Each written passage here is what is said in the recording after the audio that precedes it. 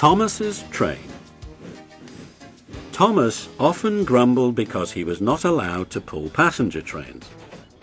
The other engines laughed. "You're too impatient," they said. "You'd be sure to leave something behind." "Rubbish," said Thomas crossly.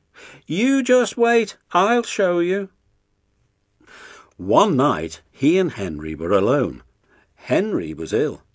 The men worked hard, but he didn't get better.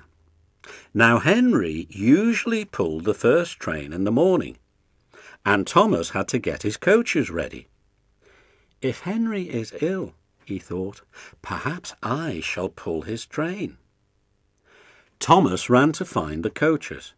Come along," he fussed. "There's plenty of time, there's plenty of time," grumbled the coaches. He took them to the platform and wanted to run round in front at once, but his driver wouldn't let him. "Don't be impatient, Thomas," he said. So Thomas waited and waited. The people got in, the guard and station master walked up and down, the porters banged the doors, and still Henry didn't come. Thomas got more and more excited every minute. The fat director came out of his office to see what was the matter, and the guard and the station master told him about Henry. "Find another engine," he ordered. "There's only Thomas," they said. "You'll have to do it then, Thomas. Be quick now."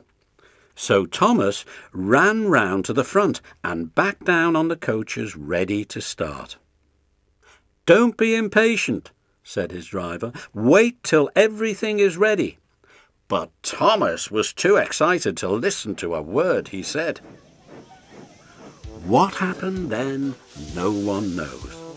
Perhaps they forgot to couple Thomas to the train.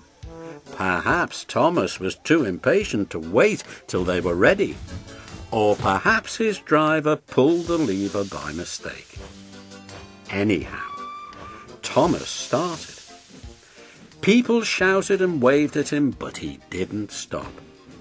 "They're waving because I'm such a splendid engine," he thought importantly. "Henry says it's hard to pull trains, but I think it's easy. Hurry, hurry, hurry," he puffed, pretending to be like Gordon. As he passed the first signal box, he saw the men leaning out, waving and shouting. "They're pleased to see me," he thought. "They've never seen me pulling a train before. It's nice of them to wave." And he whistled, "Peep, peep, thank you," and hurried on. But he came to a signal at danger. "Bother," he thought. "I must stop, and I was going so nicely too. What a nuisance signals are." And he blew an angry beep, beep on his whistle. One of the signalmen ran up. "Hello, Thomas," he said. "What are you doing here?" "I'm pulling a train," said Thomas proudly. "Can't you see?" "Where are your coaches then?" Thomas looked back. "Why, bless me," he said, "if we haven't left them behind." "Yes," said the signalman, "you'd better go back quickly and fetch them." Poor Thomas was so sad he nearly cried.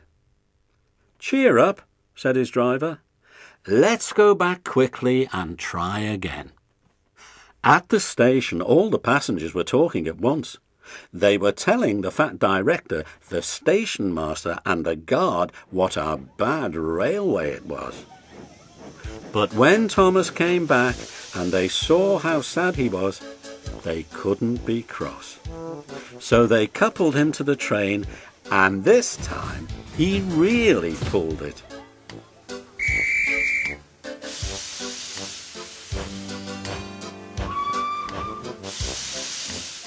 But for a long time afterwards, the other engines laughed at Thomas and said, "Look, there's Thomas, who wanted to pull a train, but forgot about the coaches."